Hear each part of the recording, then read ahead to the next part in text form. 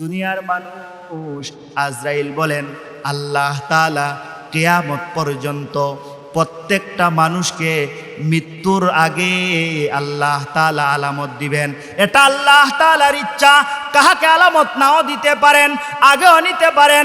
ওয়ামা কানা লিনাফসিন আন তামুতা ইল্লা বিইযনিল্লাহ কিতাবাম মুআজ্জালা। আল্লাহ তাআলা বলেন দুনিয়ার মানুষ, আমি আল্লাহ তাআলা যেই জায়গায় ঠিক করে রাখছি, আমি আল্লাহ তাআলার হুকুম ছাড়া তুমি মরতেও পারবে না, বাঁচতেও পারবে না। মৃত্যুর জায়গা, মৃত্যুর সময় আমি আল্লাহ তাআলা অবশ্যই তৈরি করে রাখছি। বলেন ঠিক না বেটি? তাহলে আমরা ছিলাম কোথায়? যদি বৎকার হই কবরের জগতে কয়টা শাস্তি? তিনটা শাস্তি, দুইটা বলছি। এখন আসেন তিন নাম্বার শাস্তি কবরে কি হবে? তিন নাম্বার শাস্তি কবরে হবে, আপনার কবরের মধ্যে এমন ভয়ঙ্কর একটা শাপ দেওয়া হবে। ও দুনিয়ার মানুষ, এমন ভয়ঙ্কর সাপ আপনার কবরের মধ্যে দেওয়া হবে। আল্লাহর রাসূল বলেন, ও বৎকার, ও বেনামাজি, তোমার কবরের মধ্যে এমন ভয়ঙ্কর সাপ দেওয়া হবে যেই সাপের চক্ষুগুলা হবে আগুন দিয়া তৈরি। বলেন নাউজুবিল্লাহ। সাপটা এমন ভাবে দংশন করবে, বেনামাজি চিৎকার দিয়া বলবে, আল্লাহ তুমি আমারে বাঁচাও। ওরে এত ভয়ঙ্কর সাপ, তুমি কেন আমারে দংশন করো? কেন তুমি আমারে দংশন করো? সাপ বলবে, ও বেনামাজি, ও সুদকুর, ঘুষখোর, চাঁদাবাজ, দান্দাবাজ, মিথ্যাবাদী, আল্লাহ তাআলা তোমার উপরে আমারে নিয়োগ করেছেন। তুমি ফজরের আজান শুনে ঘুমাইছ, মালিকের কুদরতি পায়ে সেজদা দেও নাই। ফজর থেকে জুহর পর্যন্ত তোমাকে দংশন করব। জুহরের আজান শুনে তুমি নামাজে যাও নাই, জুহর থেকে আসর পর্যন্ত তোমাকে দংশন করব। আসর থেকে মাগরিব পর্যন্ত, মাগরিব থেকে এশা পর্যন্ত রিসাইকেলি আপনাকে কিয়ামত পর্যন্ত দংশন করবে, কিয়ামত পর্যন্ত দংশন করবেন। আল্লাহর রাসূল বলেন এমনভাবে দংশন করবেন মানুষ 70 গজ মাটির নিচে চলে যাবে। বলেন নাউজুবিল্লাহ। আল্লাহর রাসূল বলেন শুধু তাই নয়, এই সাপের শ্বাস যদি দুনিয়াতে ছাড়া হইতো, দুনিয়াতে কোনো মাখলুক বাইসা থাকতো না। বলেন নাউজুবিল্লাহ। এখন চিন্তা কইরা দেখেন, কবরে আপনার জন্য আমার জন্য শাস্তি নাকি শান্তি? নিজের মনকে জিজ্ঞেস করলে পাওয়া যায়। বলেন ঠিক না বেটি? আল্লাহ তাআলা বলেন, ওয়ান্না সাআতা আতিয়াতুন লা রাইবা ফিহা ওয়ান্নাল্লাহা ইয়াবআসু মান ফিল কুবুর।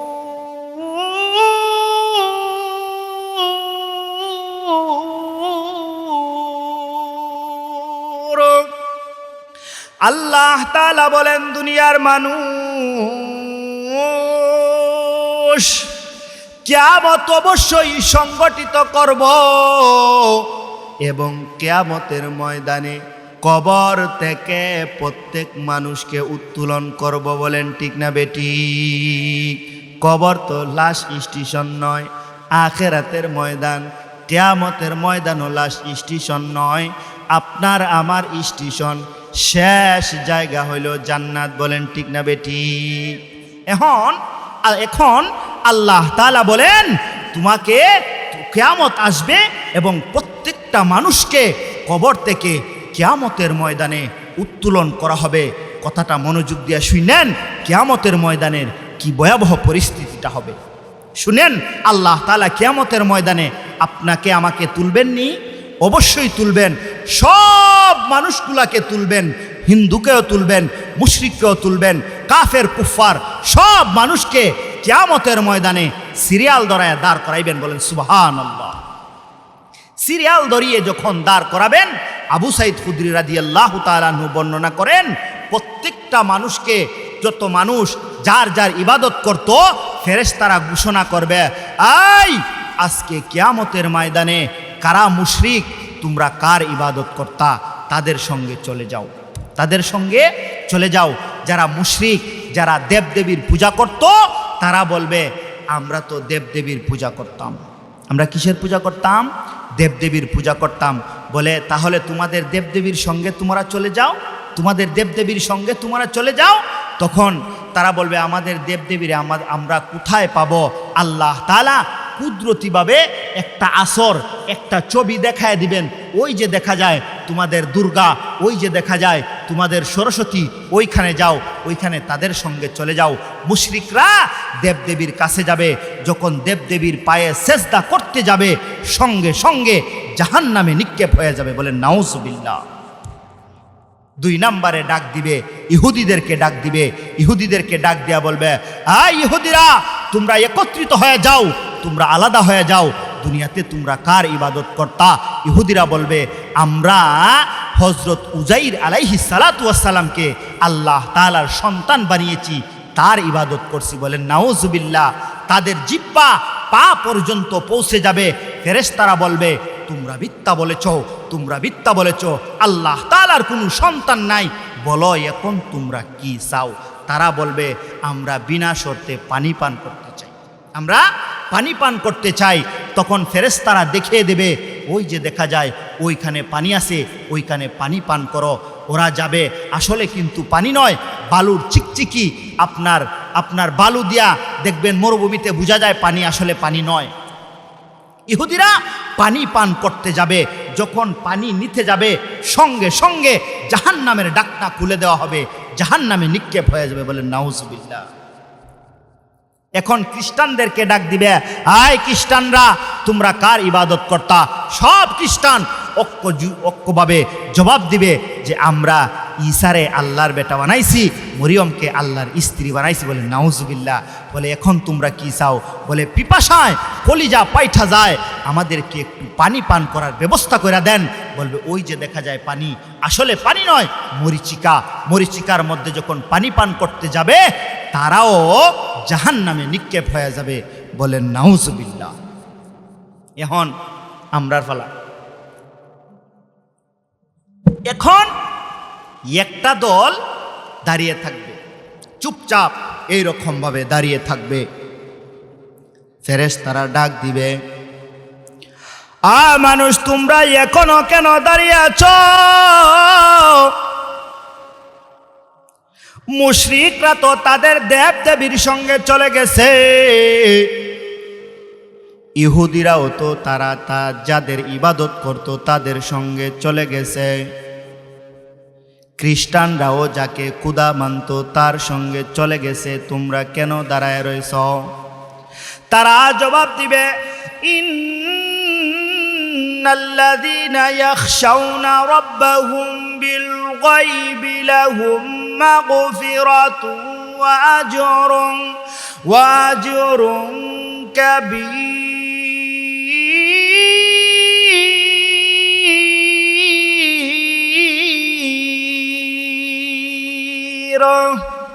বলেন আল্লাহু আকবার। আরেকটু জুড়ে বলেন আল্লাহু আকবার। আরেকটু জুড়ে আমার আল্লাহর একটা ডাক দিন, আল্লাহু আকবার। দুনিয়ার মানুষ, আমরা মুসলমানরা জবাব দেব, ফেরেশতারা, ইহুদিরা তাদের দেব দেবীর সঙ্গে চলে গেছে, মুশরিকরা খ্রিস্টানরা তাদের দেব দেবীর সঙ্গে চলে গেছে। আমরা তো গায়েব মালিকের উপরে ঈমান এনেছি, আমাদের মালিককে আমরা দেখার কোনো যোগ্যতা আমাদের ছিল না। ইন্নাল্লাযীনা ইয়াখশাউনা রাব্বাহুম বিল গায়ব, আমরা গায়েব মালিকের উপর ঈমান এনেছি। ও ফেরেশতারা, আমাদেরকে দমক দিও না, আমাদেরকে দমক দিও না। আমরা যতক্ষণ পর্যন্ত আমাদের মালিককে না দেখব, ততক্ষণ পর্যন্ত আমরা কিয়ামতের ময়দান থেকে সরব না। বলেন সুবহানাল্লাহ। ফেরেশতারা আল্লাহ তাআলাকে ডাক দিয়া বলবে, আল্লাহ, এরা তো গায়েব মালিকের ইবাদত করেছে। মানুষ ডাক দিয়া বলবে, ওরে ফেরেশতারা, ফজরের আজান যখন হয়ে যাইতো আরামের বিছনাটা লাত্তি দিয়া ফালায় দিতাম, কপালের মধ্যে ঠান্ডা পানি লাগাইতাম, কিন্তু মালিকরে বলি না। হাতের মধ্যে ঠান্ডা পানি লাগাইছি, কষ্ট হয়েছে, আমার মালিককে আমি বলি নাই। বড় ঠান্ডা ছিল, টাইসের মধ্যে কপালটা লাগাই দিছি, আল্লাহু আকবার কয়া। মালিকরে দেখি নাই, কিন্তু মন ঠিক রাখছি, মালিক আপনার কুদরতি পায়ে সেজদা দিছি, কোনো কষ্টকে উপেক্ষা করি নাই। লা ইলাহা ইল্লাল্লাহ পড়েছি, মিথ্যা কথা বলি নাই, সুদ খাই নাই, ঘুষ খাই নাই। মসজিদে যখন আল্লাহু আকবারের ধ্বনিটা শুনেছি, সঙ্গে সঙ্গে আল্লাহ তাআলার ঘরে গিয়া আল্লাহ তাআলার কুদরতি পায়ে চলে গেছি। আমাদেরকে কেন তোমরা দমক দেও? সবাই তো যার জির কুদার সঙ্গে চলে গেছে। যতক্ষণ পর্যন্ত আমরা আমাদের মালিককে না দেখব, বিন্দু পরিমাণ এখান থেকে সরে যাব না। বলেন সুবহানাল্লাহ। ফেরেশতারা ডাক দিয়া বলবেন, ওগো আল্লাহ,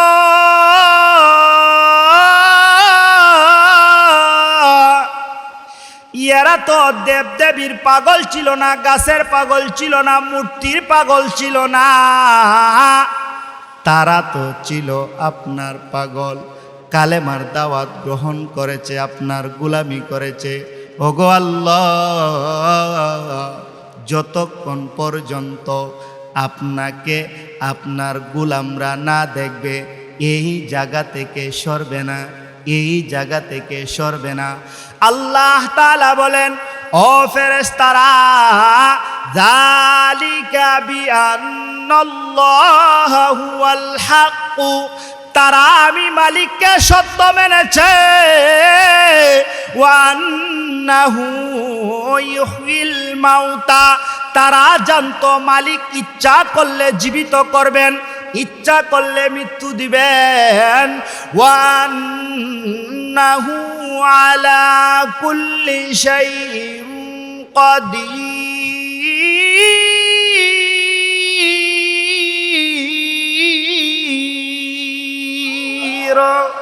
আল্লাহ তাআলা বলবেন, ফেরেশতারা রে, আমার বান্দারা আমাকে দেখে নাই, কিন্তু কুদরতি পায়ে মাথাটা লাগায় দিছে। তারা জানতো সব ক্ষমতার মালিক আমি আল্লাহ। আর পর্দা রাইখো না, পর্দাটা উঠা দাও, যতক্ষণ পর্যন্ত আমার বান্দাদেরকে আমি দেখা না দেই, আমার বান্দারা সরবে না। তারা কার জন্য পাগল? বলেন, আমরা কার জন্য পাগল? আল্লাহ, জুড়ে বলেন আল্লাহ। আমরা আল্লাহর জন্য পাগল।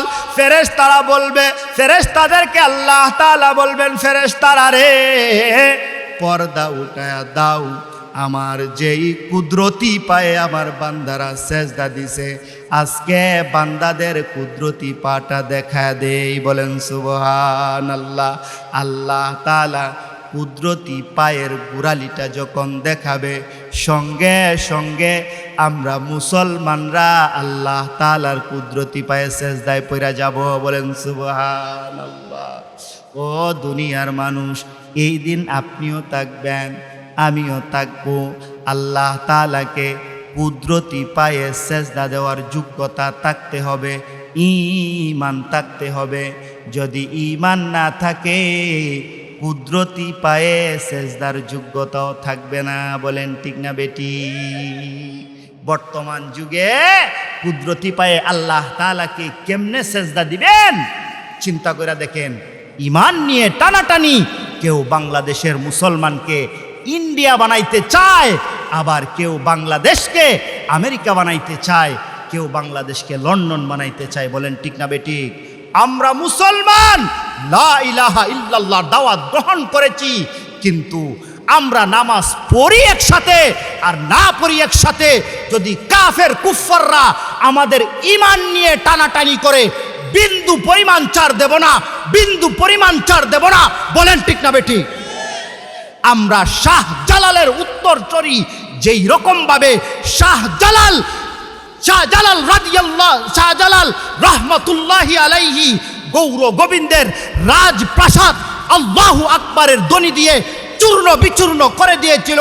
যদি বাংলাদেশে নাস্তিক্যবাদ তৈরি করতে চায়, আবার মুসলমান এক হয়ে সব নাস্তিককে বাংলাদেশ থেকে বিতাড়িত করবে। বলেন ঠিক না বেটে?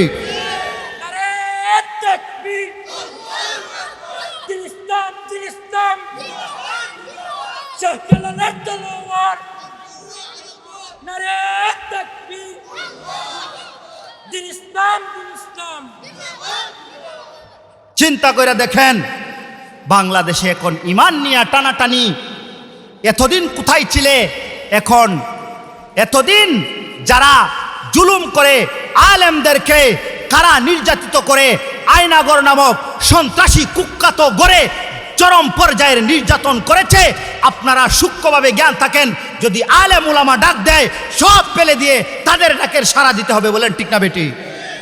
দেখেছি, সবাইকে দেখেছি। একমাত্র সঠিক রাস্তা হলো ইসলামের রাস্তা, আলেমের রাস্তা, মাদ্রাসার রাস্তা। বলেন ঠিক না বেটি? এছাড়া কোনো উপায় নাই। আপনার দাড়ি ঠিক থাকবে না, আপনার টুপি ঠিক থাকবে না, আপনাকে টাকার বিনিময়ে, ক্ষমতার বিনিময়ে এখন ঈমান বিক্রির পায় তারা চলছে। কিভাবে আল্লাহ তাআলাকে সেজদা দিবেন? সম্মানিত মুসলমান, একবার খেয়াল রাখেন, আমরা কিন্তু বদরের প্রান্তরে মাত্র 300 ছিলাম। 1000 বাহিনীকে কুকুরের মতো পালিয়ে দিয়েছিলাম। যদিও বিশ্বে মুসলমানের সংখ্যা কম, যদি একত্রিত হয়ে যায় সব কুকুর পালিয়ে যেতে বাধ্য হবে, পালিয়ে যেতে বাধ্য হবে। বলেন ঠিক না বেটে? যেই রকম ভাবে আমাদের ঈমানের দুর্বলতার কারণে কুখ্যাত ইসরায়েল ফিলিস্তিনকে মারছে, আমাদের ঈমানের কারণে ইন্ডিয়ার মোদি কসাই মুসলমানদেরকে মারছে। আমাদের ঈমানের দুর্বলতার কারণে আজকে ইরানে, আজকে পাকিস্তানে, কাশ্মীরে মুসলমানরা হত্যা হচ্ছে। চীনে মুসলমানদেরকে মেরেছে, ইরানে, ইরাকে, সব জায়গায় মুসলমানরা মার খাচ্ছে, শুধু আমাদের ঈমানের কারণে। ঈমান দুর্বল হয়ে গেছে। বলেন ঠিক না বেটি? একবারে কুরআন এবং হাদিসের ছায়াতলে আসতে হবে, একত্রিত হয়ে সব কুখ্যাত জালেম সন্ত্রাসীদেরকে বাংলাদেশ থেকে তাড়িয়ে দিতে হবে। বলেন ঠিক না বেটি? আমরা সব কিছু সহ্য করব, কিন্তু যখন কুরআন নিয়ে, ঈমান নিয়ে টানাটানি করবে, আমরা সহ্য করব না। বিন্দু পরিমাণ ছাড় দেওয়া হবে না। কে নামাজ পড়ি, কে পড়ি না, কিন্তু ঈমান আমাদের আছে। আমরা আল্লাহ তাআলার কুদরতি পায়ে সেজদা দিতে চাই। যদি টাকার বিনিময়ে, ক্ষমতার বিনিময়ে আমাদের ঈমান লুণ্ঠন করা হয়, কিছুতেই মানব না, কিছুতেই মানব না, কিছুতেই মানব না। বলেন ঠিক না বেটি? সম্মানিত হাজিরিন, কি বুঝলেন আজকের ওয়াজ থেকে? কি বুঝলেন? এই সবগুলা আপনার কবরের শাস্তি হবে আমলের কারণে। যদি ঈমান না থাকে তাহলে তো দুনিয়া থেকে শাস্তি শুরু। বলেন ঠিক না বেটি? আমাদের যদি মনে করেন ঈমান না থাকে, তাহলে আপনি আল্লাহ তাআলাকে কুদরতি পায়ে সেজদা দেওয়ার যোগ্যতা আপনার হবে না। না, আল্লাহ তাআলাকে দেখার ক্ষমতা আপনার হবে না। বলেন ঠিক না বেটি? সম্মানিত হাজিরিন, এই জন্য আমাদের আলেম উলামাদের সঙ্গে, মাদ্রাসার সঙ্গে, মসজিদের সঙ্গে সম্পর্ক রাখতে হবে। বলেন ঠিক না বেটি? তাহলে আল্লাহ তাআলা যদি খুশ নসিব হয়ে আমাদের ডান হাতে আমলনামা দিয়া দেয়, তাহলে তো আমার খুশ নসিব হয়ে যায়, আমার জন্য জান্নাত ওয়াজিব হয়ে যায়। বলেন সুবহানাল্লাহ। সম্মানিত হাজিরিন, ঈমান থাকতে হবে, মুসলমানের জায়গায় থাকতে হবে। টাকার জন্য নিজের ঈমান, জালেমকে সমর্থন করা যাবে না। বলেন ঠিক না বেটি?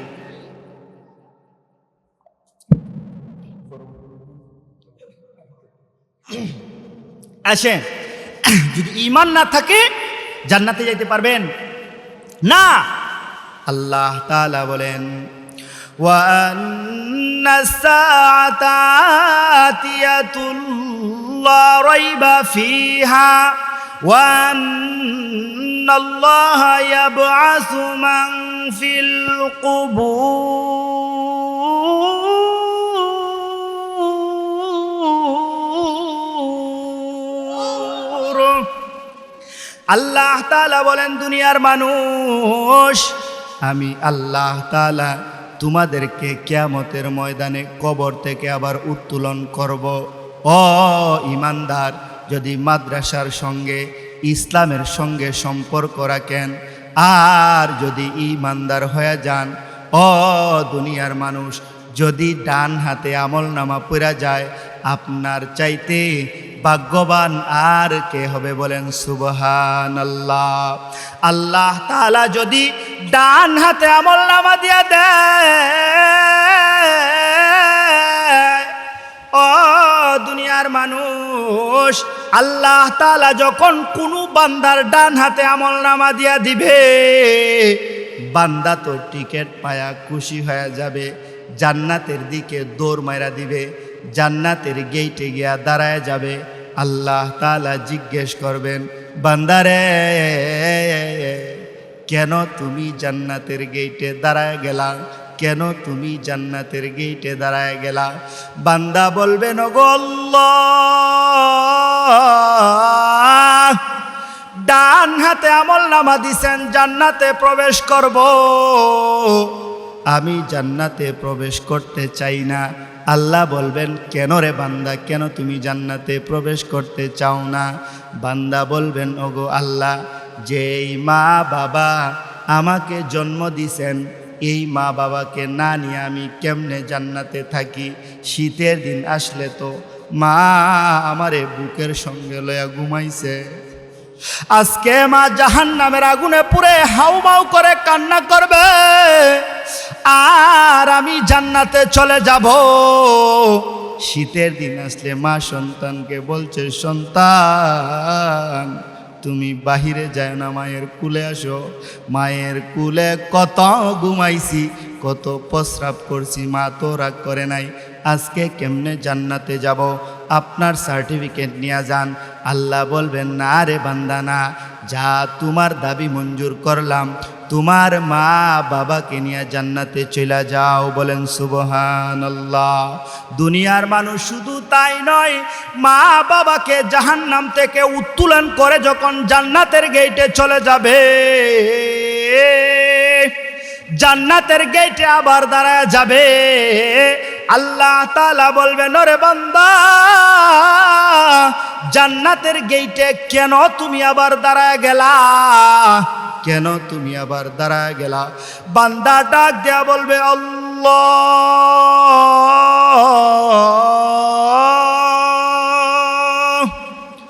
ও দয়ার মালিক, ডান হাতে সার্টিফিকেট দিছেন, জান্নাতে চলে যাব, মা বাবাকে নিয়ে জান্নাতে চলে যাব, কিন্তু আমার দাদা দাদি নানা নানি যে আমার মা বাবাকে জন্ম দিল, তাদেরকে ছাড়া আমি কেমনে জান্নাতে চলে যাই? আল্লাহ তাআলা বলবেন, বান্দারে, যাও যাও যাও, তোমারে এই অনুমতিও দিয়া দিলাম, তোমার দাদা দাদি নানা নানি লইয়া তুমি জান্নাতে চলে যাও। বলেন সুবহানাল্লাহ। জান্নাতের গেটে যখন চলে যাবে,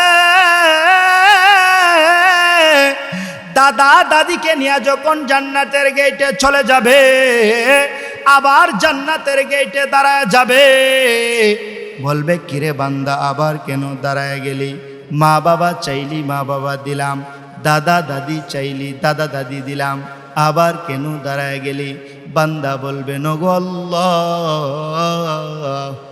আমার চাচা তো ভাই, চাচা ফুফা তো ভাই, ওই যে আপনাদের গুগারকুল পশ্চিম পাড়া মসজিদে ওয়াজ হয়েছিল, ওগো আল্লাহ, তারা তো মসজিদে দান করছে, মসজিদের সঙ্গে সম্পর্ক ছিল, বৈশা বৈশা আপনার কথাগুলা শুনছে। ও মালিক, আমার কথা শোনার কারণে তাদের চক্ষু দিয়া পানি আইছে, তারা ইমাম সাহেবের সঙ্গে ভালো সম্পর্ক ছিল, মসজিদ কমিটির সঙ্গে ভালো সম্পর্ক ছিল, টাকা দিয়া পয়সা দিয়া মসজিদ মাদ্রাসাকে সাহায্য করছে। যদি মাদ্রাসাকে সাহায্য না করত, আমি কেমনে মাদ্রাসায় পড়তাম, কেমনে আলেম হইতাম? জান্নাতে আজকে কিসের জন্য সার্টিফিকেট পাইতাম? আমার বন্ধু বান্ধব দান করনেওয়ালা সবাই রে না নিয়া আমি জান্নাতে যাব না। বলেন সুবহানাল্লাহ। আল্লাহ তাআলা বলবেন বান্দারে,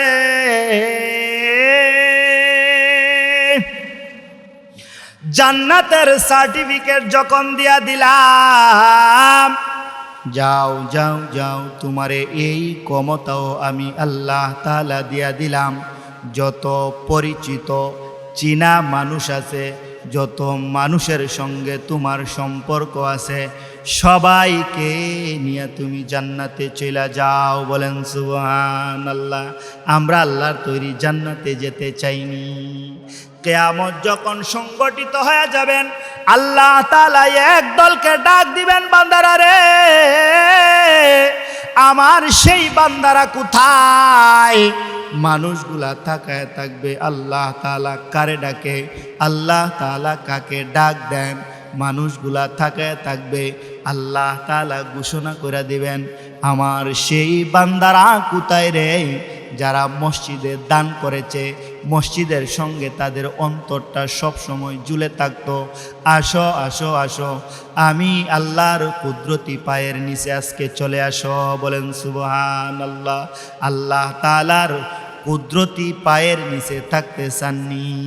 তাহলে মসজিদের সঙ্গে, মাদ্রাসার সঙ্গে আল্লাহ তাআলার যে রকমভাবে মসজিদ আল্লাহর ঘর, মসজিদের সঙ্গে সম্পর্ক রাখলে আল্লাহ তাআলার সাথে সম্পর্ক রাখা হয়ে যায়। আল্লাহ তাআলা কিয়ামতের দিন ঘোষণা করে দিবেন, কোটি কোটি লক্ষ লক্ষ মানুষ আপনাকে আমাকে তাকিয়ে দেখবে যে এই দানবীর, এই দানশীল, তুমি আসো আজকে আমার আরশের নিচে চলে আসো। বলেন সুবহানাল্লাহ। সম্মানিত হাজিরিন, আমরা মসজিদ টিকায় রাখতে চাইনি? সব ইহুদি কাফের কুফফার মানুষকে, ইসলামকে ধ্বংস করে দিতে চায়। তাদের এক নাম্বার টার্গেট হইল আলেমরা এবং মাদ্রাসা। বলেন ঠিক না বেটি? তাদেরকে জঙ্গি উপেক্ষা দিয়া তাদেরকে জেলখানায় আবদ্ধ করে, যেন ইসলাম দুনিয়াতে প্রচার না হয়, বাংলাদেশে যেন ইসলাম সংকীর্ণ হয়ে যায়। মসজিদ মাদ্রাসার প্রতি কাফের কুফফারদের ষড়যন্ত্র বেশি। এই জন্য আমরা মুসলমান মসজিদ মাদ্রাসার সঙ্গে বেশি বেশি সম্পর্ক রাখতে চাই। বলেন ঠিক না বেটি?